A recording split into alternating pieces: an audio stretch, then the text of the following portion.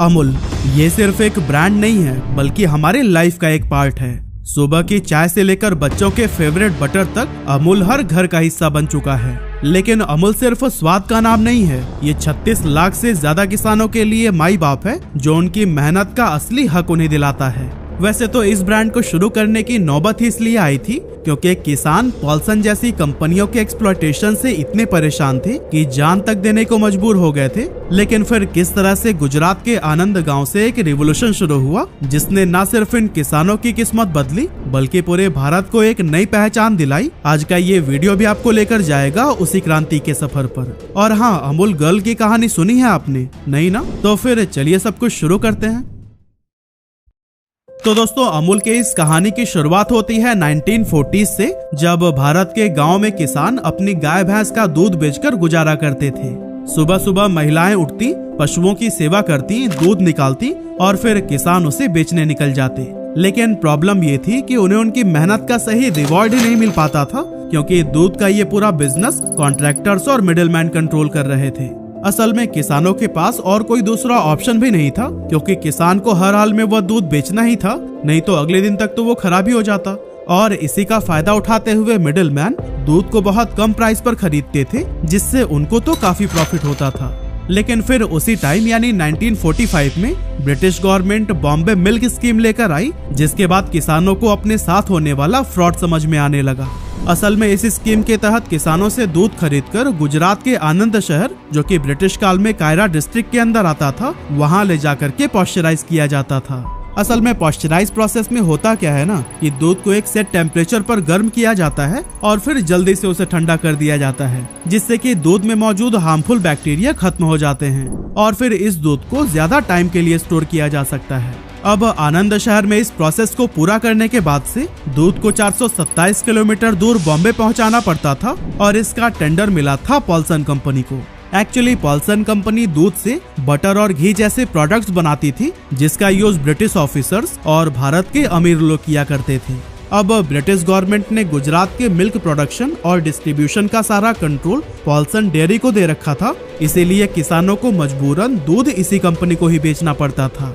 हालात तो इतनी खराब थी कि अगर मार्केट प्राइस 5 रुपए पर लीटर था ना तो फिर किसानों को सिर्फ 1 या 2 रुपए पर लीटर में दूध बेचना पड़ता था। ये पूरी तरह से एक तरफा सौदा था क्योंकि किसानों के पास ना तो कोई नेगोशिएशन पावर थी और ना ही कोई दूसरा खरीदार। और दोस्तों, यह एक्सप्लॉयटेशन यहीं पर खत्म नहीं होता था। किसानों को अपना दूध कलेक्शन सेंटर तक पहुंचाने का खर्चा भी खुद ही उठाना पड़ता था और अगर क्वालिटी में थोड़ी भी कमी निकली तो फिर पेमेंट ही नहीं दिया जाता था, जिसके चलते कायरा डिस्ट्रिक्ट के किसानों की हालत बद से बदतर होती जा रही थी और बहुत सारे फार्मर्स आत्महत्या करने को मजबूर हो गए। अब जब किसानों के ये परेशानियां हद से ज्यादा बढ़ गई तो उनका गुस्सा फूट पड़ा और वह अपनी शिकायत लेकर पहुंचे त्रिभुवन दास पटेल के पास। त्रिभुवन दास पटेल उस समय कायरा जिले के एक रिस्पेक्टेड लीडर थे जो हमेशा किसानों के अधिकार के लिए आवाज उठाते थे। ऐसे में जब किसानों ने अपनी परेशानी उनके सामने रखी तो फिर वो उन्हें अपने साथ लेकर कांग्रेस के बड़े नेता सरदार वल्लभ भाई पटेल के पास पहुंचे। असल में सरदार वल्लभ भाई पटेल को किसानों का मसीहा माना जाता था। अब उनके पास भले ही कोई सरकारी पद नहीं था लेकिन उनकी बात पूरे देश में सुनी जाती थी, यहाँ तक कि उनके नाम से ही अंग्रेजों के पसीने छूट जाते थे। सरदार पटेल ने किसानों को समझाया कि आप सभी किसानों को एकजुट होना पड़ेगा और एक कोऑपरेटिव कमेटी बनानी होगी। इसका मतलब ये था कि अब किसान खुद अपनी डेयरी चलाएंगे, वो खुद मिल्क का कलेक्शन और डिस्ट्रीब्यूशन करेंगे और इस पूरे प्रोसेस में कोई मिडिलमैन नहीं होगा जिससे कि पूरा प्रॉफिट किसानों के बीच ही बांटा जाएगा। सरदार पटेल ने उन्हें यह भी समझाया कि अगर वो मिलकर काम करेंगे तो फिर वो पॉल्सन को बाईपास करके अपना दूध सीधे बॉम्बे के मिल्क डिवीजन को भेज सकते हैं। और फिर इस मिशन को पूरा करने के लिए उन्होंने कांग्रेस के एक बड़े नेता और स्वतंत्रता सेनानी मोरारजी देसाई को खेड़ा जिले में भेजा। जी हाँ, वही मोरारजी देसाई जो आगे चलकर भारत के प्राइम मिनिस्टर भी बनाए गए। सरदार पटेल ने मोरारजी से कहा कि अगर जरूरत पड़े तो किसानों के लिए स्ट्राइक करवाने से भी पीछे नहीं हटना। और फिर इस तरह से कायरा डिस्ट्रिक्ट, जिसे खेड़ा के नाम से भी जाना जाता था, वहां आने के बाद से मोरारजी देसाई ने 4 जनवरी 1946 को समरखा गांव में एक मीटिंग रखी, जिसमें डिसाइड किया गया कि जिले के हर गांव में एक कोऑपरेटिव कमेटी बनाई जाएगी और किसान सिर्फ उसी को ही अपना दूध बेचेंगे। यहाँ तक कि किसी भी कंपनी या खुद ब्रिटिश गवर्नमेंट को भी अगर दूध खरीदना होगा तो उन्हें इस कमेटी से एग्रीमेंट करना पड़ेगा, और अगर वो ऐसा नहीं करते हैं तो उन्हें दूध नहीं मिलेगा। अब जैसा कि सबको उम्मीद थी, ब्रिटिश गवर्नमेंट को किसानों का ये बदला रूप बिल्कुल पसंद नहीं आया। उन्होंने स्ट्रिक्टली इस तरह की किसी भी कोऑपरेटिव कमेटी को अप्रूवल देने से साफ इनकार कर दिया। लेकिन इस बार किसानों ने भी ठान लिया था कि अब वो इस अन्याय को नहीं सहेंगे, इसीलिए उन्होंने हड़ताल करते हुए दूध की पूरी सप्लाई बंद कर दी। ब्रिटिश गवर्नमेंट ने भी इस आंदोलन को कुचलने के लिए हर संभव कोशिश की। किसानों को डराने धमकाने के लिए उन पर झूठे मुकदमे दायर किए गए, लेकिन किसानों की एकता इतनी मजबूत थी कि उन्होंने हर धमकी का डटकर सामना किया। हड़ताल को 15 दिन बीत गए और इस बीच दूध की सप्लाई रुकने की वजह से सरकार की बॉम्बे मिल्क स्कीम पूरी तरह से फेल होने लगी।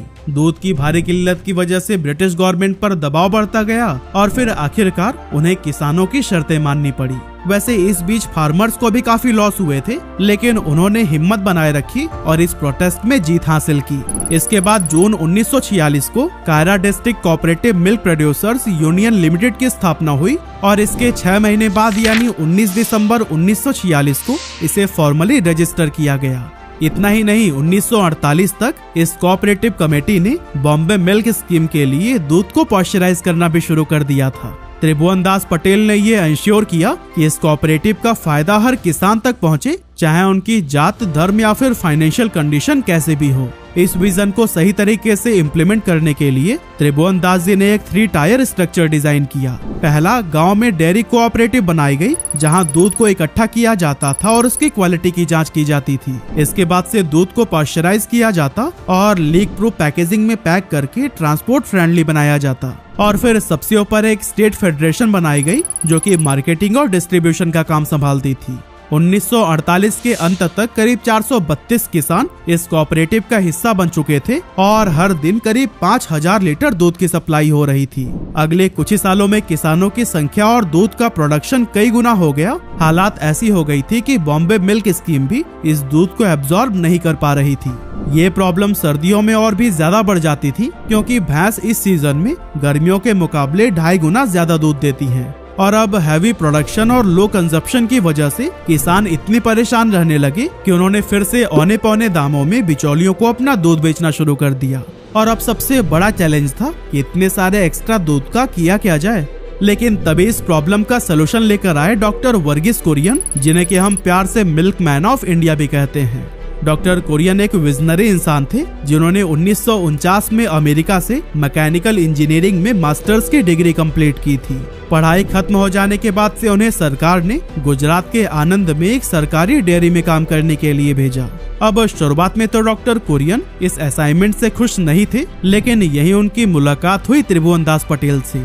और फिर जब त्रिभुवन दास ने डॉक्टर कुरियन को किसानों की परेशानियां समझाई, तो वह तुरंत समझ गए कि अगर दूध की बर्बादी रोकनी है और किसानों को फायदा पहुंचाना है, तो सिर्फ दूध को बेचने से काम नहीं चलेगा। इसीलिए उन्होंने एक्स्ट्रा दूध से बटर, कंडेंस्ड मिल्क और मिल्क पाउडर बनाने का आइडिया दिया। ऐसा करने से दूध को न केवल लंबे समय तक स्टोर किया जा सकता था, बल्कि उसकी मार्केट वैल्यू भी कई गुना बढ़ाई जा सकती थी। अब दोस्तों, बटर बनाना तो आसान था, लेकिन मिल्क पाउडर के साथ एक बड़ी प्रॉब्लम यह थी कि आमतौर पर मिल्क पाउडर गाय के दूध से बनाया जाता था, जबकि गुजरात में किसानों के पास ज्यादातर भैंस का दूध था और भैंस के दूध से मिल्क पाउडर बनाने के लिए उनके पास कोई टेक्नोलॉजी मौजूद नहीं थी। लेकिन डॉक्टर कुरियन ने यहाँ भी हार नहीं मानी। उन्होंने अपने दोस्त हरिचंद मेघा दलाया, जो मिशिगन से डेयरी टेक्नोलॉजी में मास्टर्स कर चुके थे, उनसे मदद मांगी। और फिर हरिचंद दलाया ने अपनी एक्सपर्टाइज का इस्तेमाल करते हुए दुनिया का पहला बफेलो मिल्क स्प्रे ड्रायर तैयार किया। ये एक बड़ी टेक्निकल सक्सेस थी, जिसने पहली बार भैंस के दूध से मिल्क पाउडर बनाने का रास्ता खोल दिया था। ये इनोवेशन न केवल किसानों के लिए एक वरदान साबित हुआ, बल्कि इसने डेयरी इंडस्ट्री में भारत को एक नई पहचान दिलाई। और फिर 31 अक्टूबर 1955 को सरदार पटेल के जन्मदिन पर इस कोऑपरेटिव सोसाइटी ने अपना पहला मिल्क प्लांट खोला, जो कि इंडिया ही नहीं बल्कि पूरे एशिया का सबसे बड़ा मिल्क प्लांट था, क्योंकि इसकी डेली कैपेसिटी 1 लाख लीटर दूध प्रोसेस करने की थी। अब जब ये तय हो गया कि इस कोऑपरेटिव में किसानों के दूध से अलग अलग तरह के डेयरी प्रोडक्ट्स बनाए जाएंगे, तो फिर इन प्रोडक्ट्स के पहचान के लिए एक ब्रांड नेम की भी जरूरत महसूस हुई और फिर इसके लिए नाम सिलेक्ट किया गया अमूल। लेकिन सवाल उठता है कि अमूल ही क्यों? इस नाम के पीछे दो बड़ी वजह थी। पहली वजह ये थी कि अमूल शब्द संस्कृत के अमूल्य शब्द से आया है, जिसका मतलब होता है प्राइसलेस यानी कि अनमोल, और ये नाम दूध और बाकी डेयरी प्रोडक्ट्स के असली मूल्य को दर्शा रहा था। और दूसरी वजह थी कि अगर आप आनंद मिल्क यूनियन लिमिटेड का शॉर्ट फॉर्म निकालेंगे तो फिर वो भी अमूल ही बनता है। लेकिन दोस्तों, अमूल का सफर अब भी इतना आसान नहीं था, क्योंकि अमूल का बटर लॉन्च होते ही एक बहुत बड़ा फेलियर साबित हुआ। और इसकी सबसे बड़ी वजह थी उस टाइम मार्केट में पहले से मौजूद पॉल्सन का बटर। असल में पॉल्सन के बटर को पुरानी बासी क्रीम से बनाया जाता था, जिसे बिना रेफ्रिजरेशन के 1 हफ्ते तक बाहर रखा जाता, और इस प्रोसेस की वजह से क्रीम में खटास आ जाती थी और पॉल्सन के बटर का स्वाद बहुत अलग होता था। इसके अलावा पॉल्सन अपने बटर की सेल्फ लाइफ को बढ़ाने के लिए उसमें काफी ज्यादा नमक डालता था, जिससे कि उसका स्वाद नमकीन हो जाता था। और एक और बड़ी बात ये थी कि पॉल्सन का बटर गाय के दूध से बनाया जाता था, जिससे कि उसका रंग हल्का पीला होता था। और दोस्तों, लोगों को पीले और नमकीन पॉल्सन बटर की मानो आदत सी पड़ चुकी थी। लेकिन जब अमूल का बटर लॉन्च हुआ तो इसे ताजा क्रीम से उसी दिन ही तैयार किया जाता था, जिसकी वजह से इसमें किसी भी तरह की खटास नहीं होती थी और इसका स्वाद भी बिना नमक वाला था। इसके साथ ही भैंस के दूध से बने अमूल के बटर का रंग भी सफेद था। और फिर दोस्तों, पॉल्सन के आगे अमूल का फ्रेश सफेद और बिना नमक वाला बटर किसी को भी पसंद नहीं आया। इस प्रॉब्लम का सलूशन ढूंढने के लिए अमूल ने भी अपने बटर में नमक मिलाना शुरू कर दिया, और साथ ही कंपनी ने थोड़ा सा रंग डाल के अपने बटर का कलर भी पीला कर दिया। हालांकि डॉक्टर वर्गीस कुरियन को ये बदलाव बिल्कुल भी पसंद नहीं आया, क्योंकि वो हमेशा ताजगी और क्वालिटी पर जोर दिया करते थे।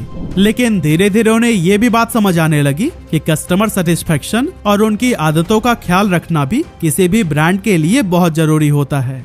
इन बदलाव के बाद से अमूल का बटर धीरे धीरे लोगों के बीच में पॉपुलर होने लगा, और अमूल ने पॉल्सन को न केवल टक्कर दी बल्कि उसकी जगह ही छीन ली। लेकिन दोस्तों, अमूल की सफलता के पीछे सिर्फ फार्मर्स और डॉक्टर वर्गीस कुरियन का हाथ नहीं था, बल्कि एक प्यारी सी लड़की भी थी, जिसे कि हम अमूल गर्ल के नाम से जानते हैं। जी हाँ, वही डॉटेड फ्रॉक वाली लड़की जिसे आपने अमूल प्रोडक्ट्स के पैकेट पर जरूर देखा होगा। एक्चुअली जब अमूल का ब्रांड नेम तय हुआ था उस समय इसकी कोई ठोस आइडेंटिटी नहीं थी, लेकिन इस कमी को पूरा किया अमूल गर्ल ने, क्योंकि वो सिर्फ अमूल की पहचान ही नहीं बनी बल्कि इंडियन एडवर्टाइजिंग हिस्ट्री में अमर हो गई। क्योंकि 1966 में शुरू हुआ ये कैंपेन आज भी जारी है और इसे दुनिया के सबसे लंबे समय तक चलने वाले एडवर्टाइजिंग कैंपेन्स में गिना जाता है। और इतना ही नहीं, इस कैंपेन का नाम गिनीज वर्ल्ड रिकॉर्ड्स में भी दर्ज है। लेकिन सवाल यह है कि अमूल गर्ल ही इस ब्रांड की आइडेंटिटी क्यों बनी? असल में इस आइकॉनिक कैरेक्टर का जन्म पॉल्सन की बटर गर्ल के जवाब में हुआ था। उस टाइम पॉल्सन बटर की पहचान एक प्यारी सी लड़की थी जिसे वो बटर गर्ल कहा करते थे। डॉक्टर वर्गीस कुरियन और उनकी टीम ने सोचा कि अगर पॉल्सन अपनी बटर गर्ल के जरिए पहचान बना सकता है तो फिर अमूल इसी कॉन्सेप्ट को ही अपनाकर इससे बेहतर कर सकता है।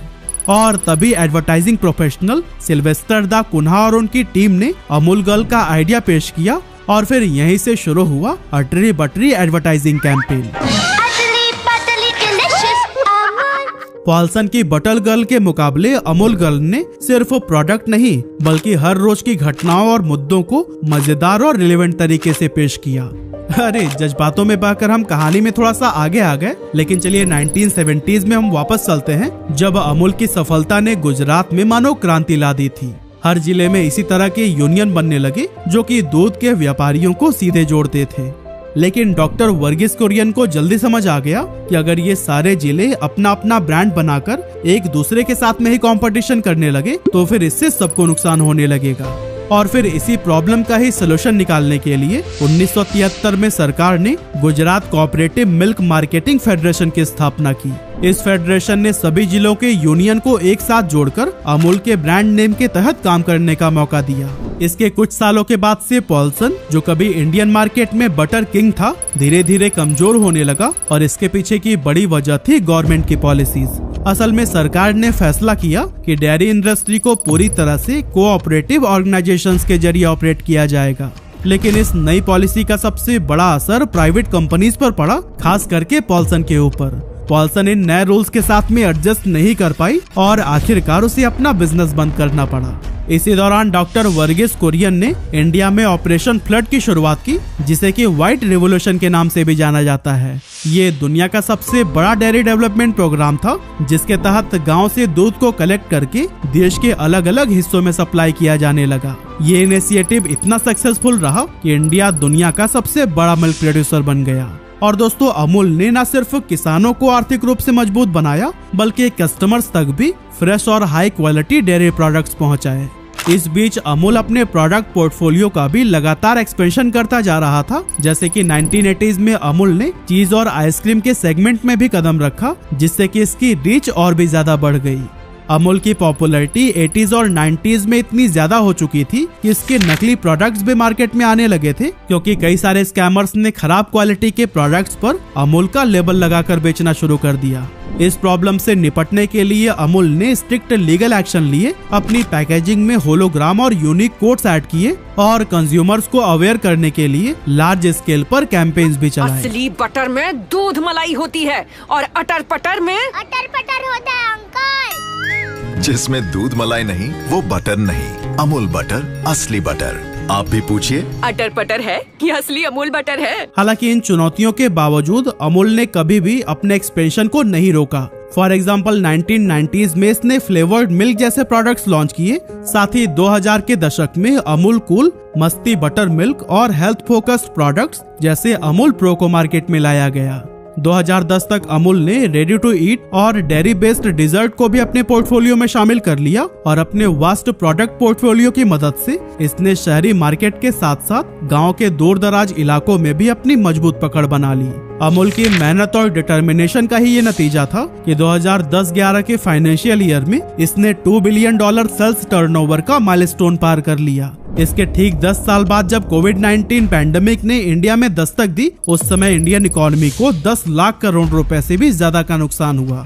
बहुत सी $1 बिलियन इंडस्ट्रीज इस टाइम मुश्किल में आ गई थी और डेयरी इंडस्ट्री भी उनमें से ही एक थी।